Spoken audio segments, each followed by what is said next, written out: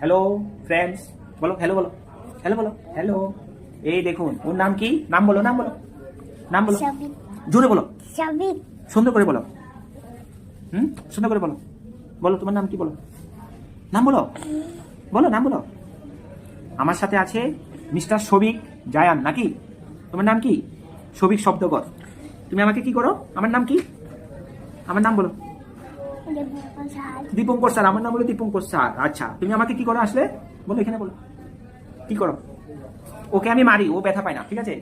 এই এই দেখুন, এই দেখুন, এই দেখুন, ও ব্যথা পায় না একদম, কিন্তু ও আমাকে মারে। দেখি, মারো মারো, আমাকে মারো। ও বাহ! ও মারলে আমি প্রচন্ড ব্যথা পাই, ও এত শক্তি।